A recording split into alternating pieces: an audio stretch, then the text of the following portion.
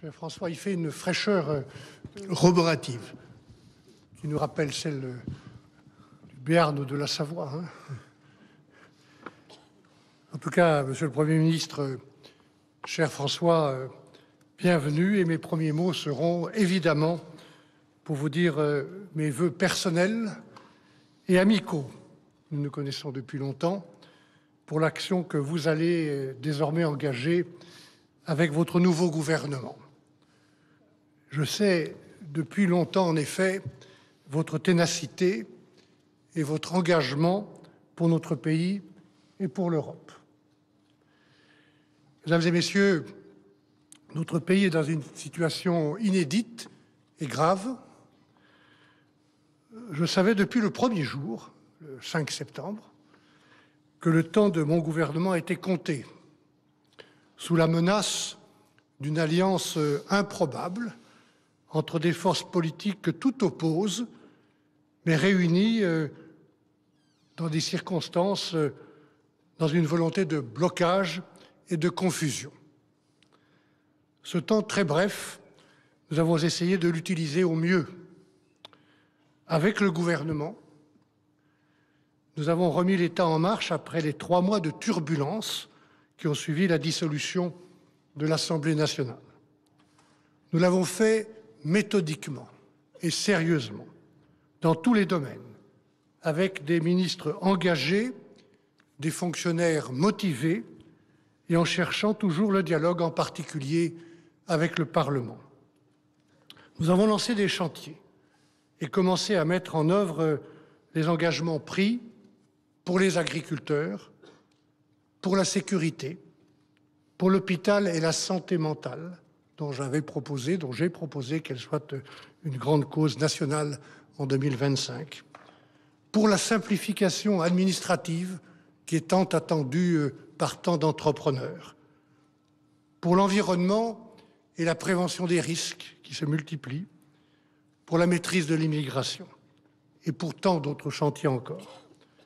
Des engagements qui pourront, je l'espère, Monsieur le Premier ministre, être confirmés, poursuivis, consolidés. Nous avons proposé un budget difficile, où tout était difficile, pour réduire notre déficit. Et avec une majorité de parlementaires, en particulier au Sénat, nous étions proches d'un accord équilibré. Ce déficit n'a pas disparu, comme par enchantement d'une motion de censure. On aurait tort d'oublier ce déficit et la dette qui l'accompagne, faute de quoi ils se rappelleront brutalement à nous tous. Une telle dette, un tel déficit, ce sont des impôts pour nos enfants.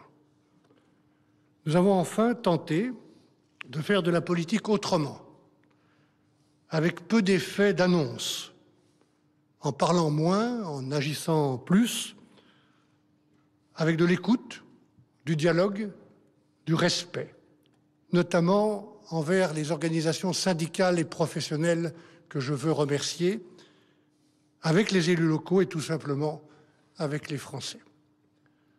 Je continue à croire que notre pays a besoin de vérité, d'apaisement, de dignité, de réconciliation.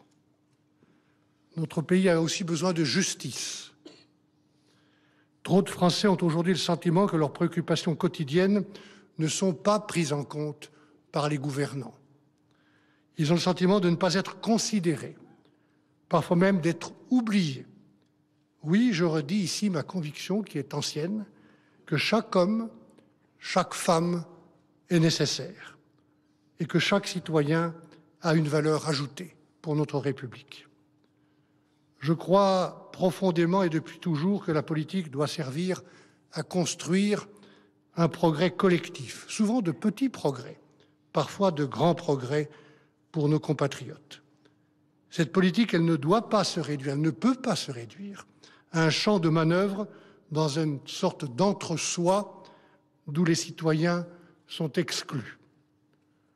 Et pour cela, je le dis aux Français, qu'ils vivent dans l'Hexagone, qu'ils vivent dans nos outre-mer, qu'ils vivent à l'étranger, je dis en particulier aux plus jeunes de nos compatriotes, il faut vous engager.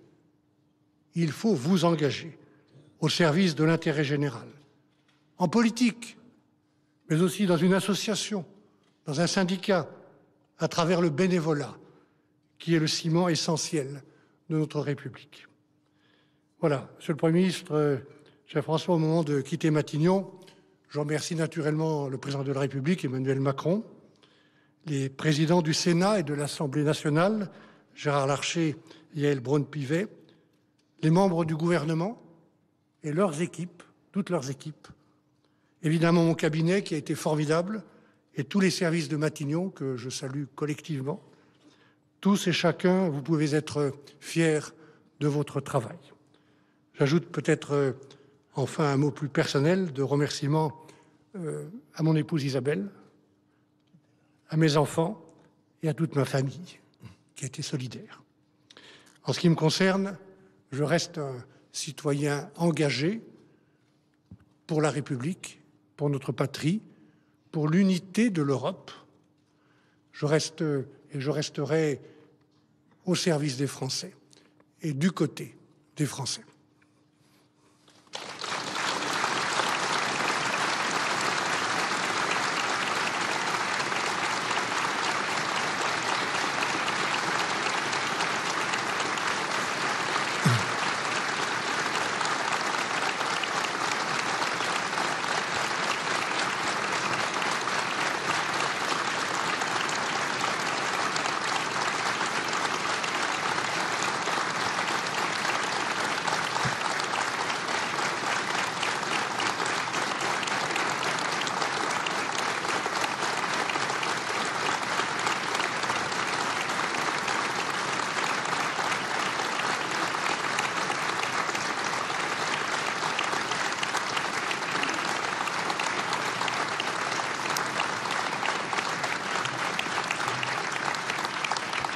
Monsieur le Premier ministre, cher Michel, vous avez dit que nous nous connaissions depuis longtemps. C'est absolument vrai.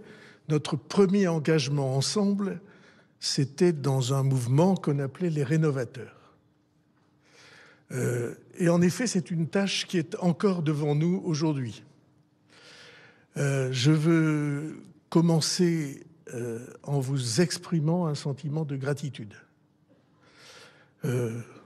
Gratitude de citoyen pour le risque que vous avez pris de vous engager dans cette fonction, pour avoir affronté la difficulté des temps, et Dieu sait que cette difficulté des temps est importante, pour le désintéressement que vous avez manifesté, qui donne de l'engagement politique une image que vous et moi et beaucoup de millions de Français nous aimons. Et donc je voulais vous dire merci pour cet engagement et pour ce risque. Alors je ne serai pas très long pour ne pas m'exposer à des incidents que je redouterais, étant donné votre verve.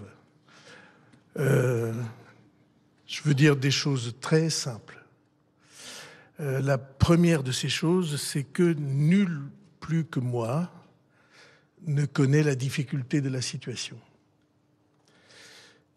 J'ai pris des risques inconsidérés dans ma vie politique pour poser dans les élections les plus importantes, dans les échéances électorales essentielles, la question de la dette et des déficits.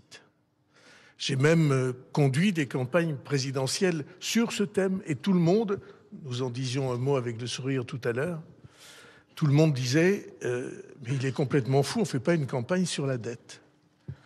Eh bien, je crois que cette question-là, déficit et dette, c'est une question qui pose un problème moral, pas un problème financier seulement, un problème moral, parce que se débarrasser de ces charges sur ces enfants, dans les pays comme les nôtres, dans les pays de montagne et d'enracinement, c'est très mal vu, à juste titre.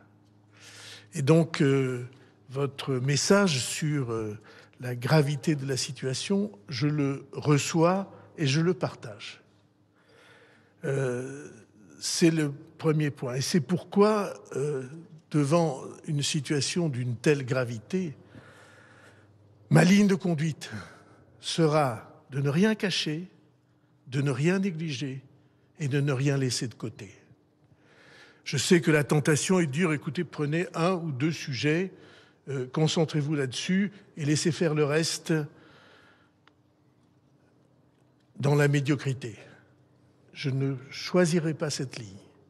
Je pense que nous avons le devoir, dans un moment aussi grave pour le pays, pour l'Europe, et devant tous les risques de la planète, nous avons le devoir d'affronter les yeux ouverts, sans timidité, la situation qui est héritée de décennies entières dans lesquelles on n'a pas regardé comme nécessaire et urgent la recherche des équilibres sans lesquels on a du mal à vivre.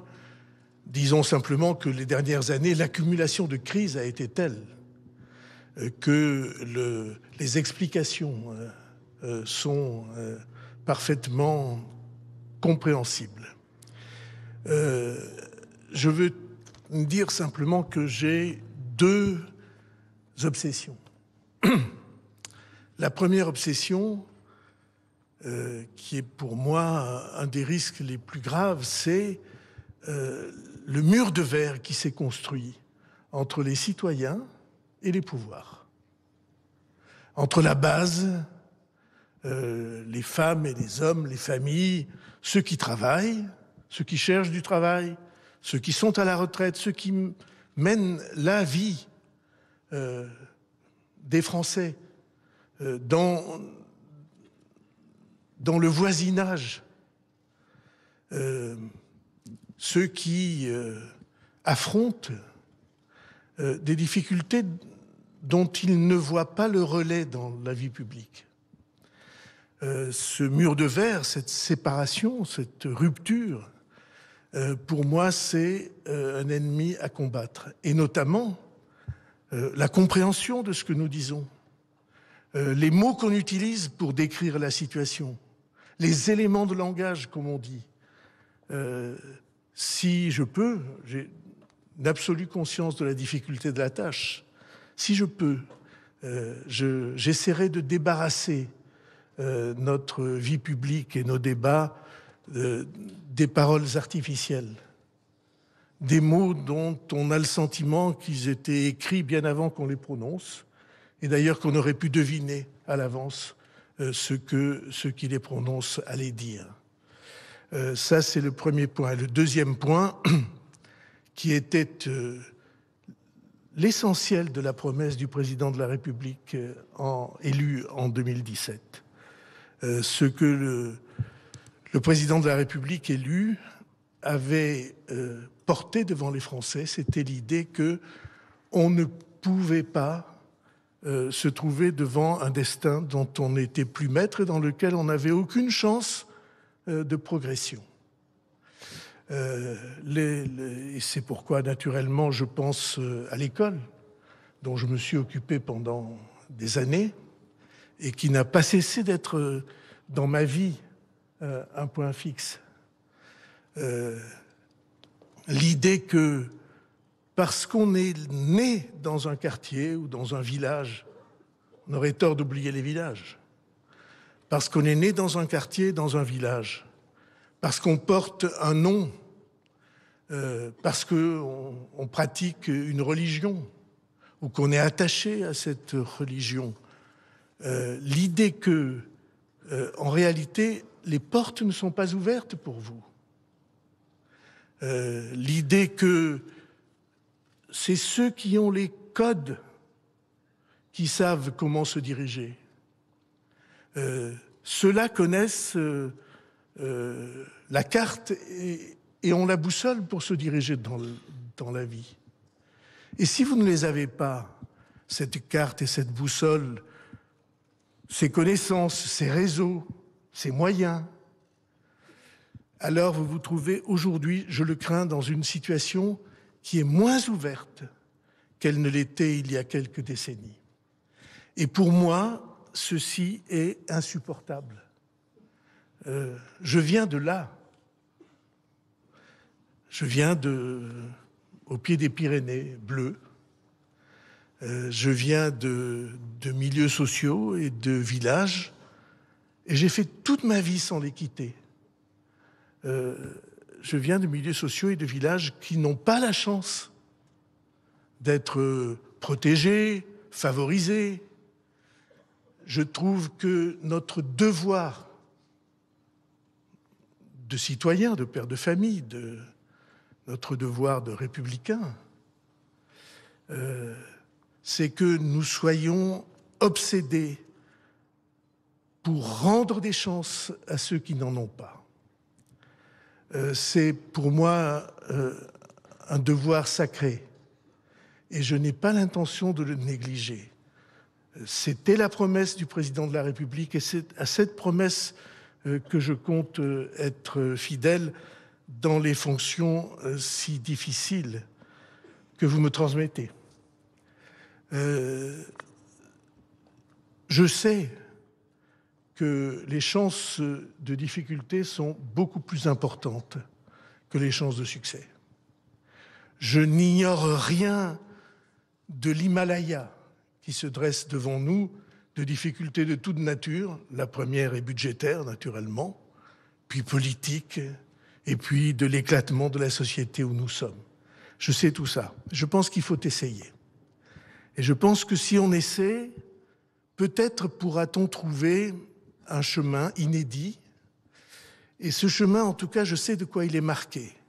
Il est marqué de la volonté de réconciliation. Il se trouve que, comme tout le monde l'a noté, c'est aujourd'hui l'anniversaire de la naissance d'Henri IV. Comme vous savez, c'est un ami pour moi. C'est un des seuls amis que j'ai eu toute ma vie et un des seuls qui m'ait vraiment donné un coup de main. Je lui ai consacré beaucoup de livres et c'est une figure très importante. Il a fondé sa rencontre avec la France dans des temps aussi difficiles et plus difficiles que ceux que nous vivons aujourd'hui. Il a fondé cette rencontre sur la nécessité de sortir des guerres stupides ou des guerres secondaires pour se retrouver sur l'essentiel qui est l'avenir du pays. Si je peux, à mon tour, j'essaierai de servir cette réconciliation nécessaire. Et je pense que c'est là le seul chemin possible vers le succès. Merci de votre présence et de votre amitié.